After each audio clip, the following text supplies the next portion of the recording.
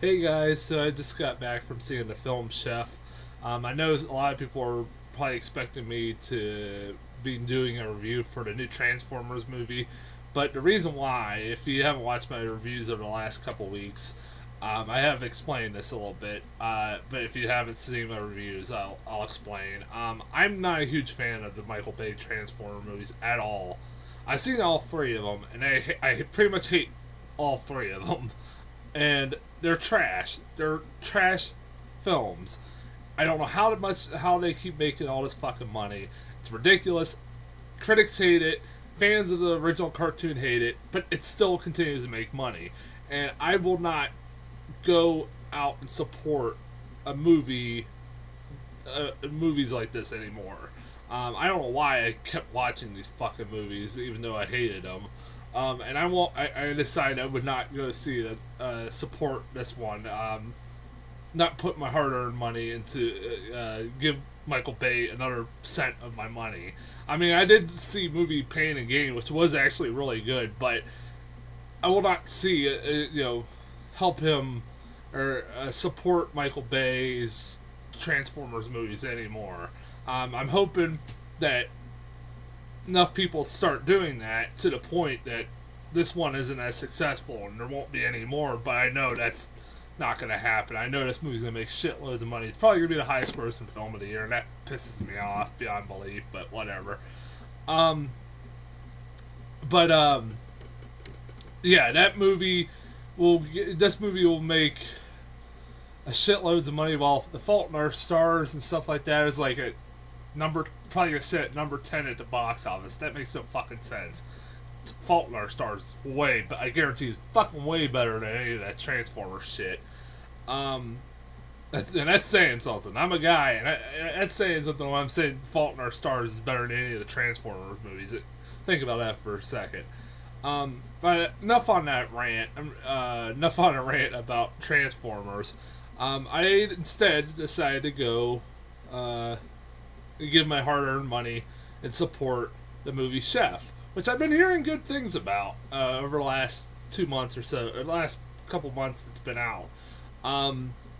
Honestly, it was a movie that I didn't know anything about until I didn't even know it existed until it started popping up in the top 10 box office list over the last couple months, and I was like, "What the hell is this movie?" And I'm surprised I haven't heard of this before because it's a movie directed by Jon Favreau, who I generally like. I like Jon Favreau a lot, and I slowly got commercials for this movie as the months over the last couple months. But I did get, but I never got a real full length trailer for this film in front of any movies I saw, and I did eventually get around to seeing the trailer, and I thought it looked pretty good. From what the trailers made it out to be, it looked like it was going to be pretty good. I was kind of worried that I saw this movie was going to be about 2 hours long. I was like, I don't know if this material is good enough for a 2 hour long movie. That was my kind of worry going in. But I was like, it's Jon Favreau. It's got John Leguizamo, Jon Favreau, Dustin Hoffman, people like that. This gotta be good. I mean, it's been getting good reviews. So, you know what? Honestly, this isn't the best comedy of the year, and this isn't Jon Favreau's best movie, but it's all right. I didn't mind it. I don't think it's deserves the really high rating it's getting on Rotten Tomatoes. I don't find this that great of a movie, but I did enjoy it. I don't want people to think I'm bashing it or anything, but I did enjoy it. I like Jon Favreau in this movie a lot. He is really good. He's a really good actor, really good comedic actor. He has some really funny moments in this movie, and he has some pretty genuine reactions to things that probably I would have the same reactions to. Like when the food critic, he finally first reads the food critics, is the food critic that criticizes him, his his food that he makes for him. When he reads the review, his reaction's pretty genuine. I'd be pissed too, and I would want to bash this guy on Twitter, or social media, every which way that I could. Um, I probably would do the exact same thing. What the fuck? Oh yeah, and, his which results in a funny scene. You've probably seen it in the trailer. If you've seen the trailer, it results in a funny scene where he confronts the critic, who's played by Oliver Platt, who has a very short role but is really good. I haven't seen Oliver Platt in anything in a while, so that was kind of cool. There's a lot of people in this movie I haven't seen in a while, so it was kind of nice. But Jon Favreau is, the scenes between him and Oliver Platt, like where they're confronting each other, are pretty funny. Especially that one, if you've seen the trailer where he's confronting him in the restaurant. It's more extended what you see in the trailer, and it has a lot more language, and it's very funny. It's very, very well done. It's like, you're not getting to me. You're not getting. That was pretty funny. I like the chemistry between Jon Favreau and the kid who played his son. I thought it was genuine. I thought the kid was fine. I thought he did a good job. He wasn't annoying or obnoxious or really bad. He thought he was fine as a child actor. If I were to say there were some useless cast members, I might get shit for this, but I would say the most useless, really, were Scarlett Johansson and Sofia Vergara. They were there basically just because they're hot. That's the only reason I could think of. Really, their characters were not needed. Alright, Sofia Vergara, okay, was his ex-wife. Really, Scarlett Johansson, there was no fucking point of her being in this movie. Really, none at all. And also, I find it very funny. I found it very fucking funny. I'm not the only one who thought this funny. Was that this movie's being written, directed, and starring Jon Favreau. And he wrote himself as a character that has an ex-wife who's played by Sofia Vergara, and is also sleeping with a hostess at his restaurant played by Scarlett Johansson. Of course! Why not? Jon Favreau, a guy who's an average-looking guy, is sleeping with two of the hottest women out there alive today. They're very attractive women. Scarlett Johansson, Sofia Vergara. I guess if I were writing and directing my own movie, I guess I would do the exact same thing. I mean, what the hell? I thought that's pretty funny. You also get small roles from Dustin Hoffman, who is very funny in this movie. The scenes he's in, I liked him. He's a real dick in this movie, which is kind of refreshing. I haven't seen Dustin Hoffman play a real dick in a long time. I can't remember last time I seen him play a real asshole character like this. He was really good. He plays the owner of the restaurant that basically is trying to tell Jon Favreau what to do, and Jon Favreau doesn't want any of it. You got John Leguizamo, who has a big role in this movie. Who's fine. I'm kind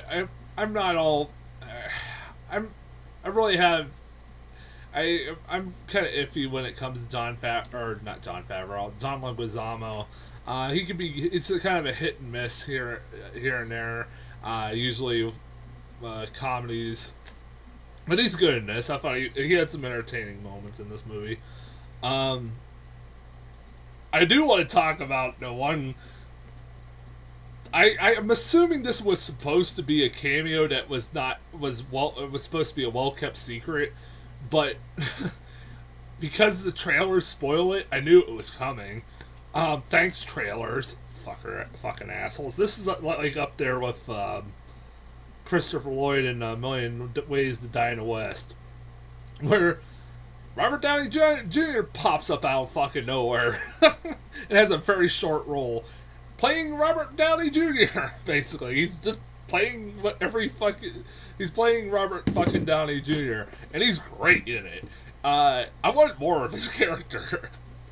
it's like Robert Downey Jr. If he's not in a movie, if he makes a short cameo in a movie, anytime you see him make a short cameo in a movie, you're like, why wasn't Robert or bigger role for Robert Downey Jr. I was kind of surprised. Like, I wouldn't have been. I was actually wondering if maybe I'm wrong in thinking this that that role was originally intentioned for somebody like John or Vince Vaughn, who's Jon Favreau's big or best buddy. The two have worked on movies like Swingers and stuff like that. They've been buddies for years. I'm surprised that wasn't. I'm surprised we didn't get a Vince Vaughn cameo. I mean, I know Vince Vaughn hasn't been in every one of his movies, but it would have been kind of nice to see Vince Vaughn in it. I think that I would almost venture to guess that was probably one of the first people they were thinking about. Maybe Vince Vaughn was busy with something. I don't know. But Robert Downey Jr. is fucking great. This short scene he's in, and he doesn't get a top billing at all. Like his name doesn't pop up anywhere in like any commercials or any posters I've seen of this movie. So I'm assuming that this was supposed to be a surprise, but because the fucking trailer ruins it, I knew it was coming. So, but it's still very funny. I definitely recommend that scene. Watching that scene alone, that's one of the highlights of the movie. Just the dialogue between him and Jon Favreau. Just to tell you what Robert Downey Jr. is playing, he's playing the guy that gives him the food truck, and he's also Sofia Vergara's ex-husband, while Jon Favreau was also at one point married to Sofia Vergara. This is her other ex-husband. And, and he plays just a sleazy douchebag that only Robert Downey Jr. can play. And charming as hell. Of course, fucking Robert Downey Jr. How the fuck can he not be charming? If I were to complain about this movie, my main complaint about this movie was that, as I feared, this movie has a very thin plot, in my opinion, to the point that this movie shouldn't have been 2 hours whatsoever. It had material for like maybe an hour and a half movie. It didn't have a plot for a 2-hour movie, almost near 2-hour movie. This movie, it kind of dragged. It did drag. It was like, okay, like, I couldn't tell when the fuck this was going to end. Like, I was like, is it ever going I was like, I know it's gotta be ending somewhere around here. When the hell does it end, and how the fuck does it end? Because it just didn't feel like it wouldn't, like, there was no place to end it. Like, it just, I don't know, it's really hard to explain without seeing the movie. It just, it dragged and dragged. There's parts of it that dragged and dragged and dragged. Honestly, like, the first hour is just him working at that restaurant, and then getting the review from the chef, and then flipping out, losing his job, and then the last hour is him getting a food truck and driving cross country with his son and John Leguizamo, and that's it. That's the whole movie. And it's like, it's more like the last hour is about the relationship between him and his son, him developing a strong relationship with his son, which was fine. I'm not saying that like anything was bad in it, really bad. It was just it felt like it dragged. It didn't feel like it needed to be 2 hours whatsoever. I'm trying to think what else. I think that's my main thing. I'm thinking there was something else that bugged me, but I pointed out that I thought Sofia Vergara and Scarlett Johansson were useless, but whatever. Other than that, I will say that I did enjoy it. I did. I maybe didn't enjoy it as much as a lot of people have, but it is a good movie. It's a good sit. I definitely guarantee it's better than anything the new fucking Transformers movie. I guarantee you that. As far as previews, I did get a lot of like just indie film previews, and then I also got Hercules. okay. I got the Hercules trailer for some fucking reason. I got like all these indie film trailers, and then I got, like I said, Hercules. That was weird. I got this, what it's called, What If? It's Daniel Radcliffe, who hasn't been in a movie since like Woman in Black. Where the fuck has he been? Like, you remember like when Harry Potter came out, he was supposed to be the next big star, and he has only starred in one fucking movie ever since. That's funny. That I know of. I haven't seen him in any wide release since Woman in Black. Seriously, I have not seen him in anything. What If is just like a romantic. He's in love with his best friend who has a girlfriend or has a boyfriend, stuff like that. Whatever.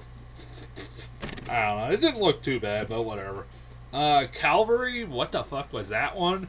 It's Brendan Gleeson, who's a priest who's, I think, two guys are going to kill him because they just want to kill a priest. I don't know, and like I didn't really get to it. I kind of got lost halfway through that trailer. I'll get into this one. I'll save this one right here for last. But Boyhood, what the fuck was that? Okay, the trailer is really stupid. Like, for Boyhood, look it up online. At the beginning, it says the filmmaker, I forget what his name is. He's a famous filmmaker. Followed a family for 12 years. I think it says followed a family for 12 years and filmed their lives. You're like, okay, maybe this is like a documentary or something. That's all it says at the beginning. And then Ethan Hawke pops up as the dad, and you're like, did I miss something there? Unless maybe I misinterpreted that. That made no fucking sense. Or like, you're trying to tell me that Ethan Hawke just became the dad, or I don't know, fucking whatever. Maybe I'm just looking way too much into this. And then I got America. Yep, there's a movie called America. There's no other way to say it, by the way. Because at the end of the movie it says America coming July 2nd. No fucking joke. It's that sad. I saw because I was looking at what coming attractions were coming to my theater, and this was one of them. And I'm like, what the fuck is this? I haven't heard anything about this. And I never heard anything about this. And this is a like documentary made by the guy who made 2016. That Obama documentary that was supposed to like cost him his election but never did. It was supposed to be like the Obama's Fahrenheit 9/11. It was basically Fahrenheit 9/11 for Obama, and that it didn't do anything to affect the election at all.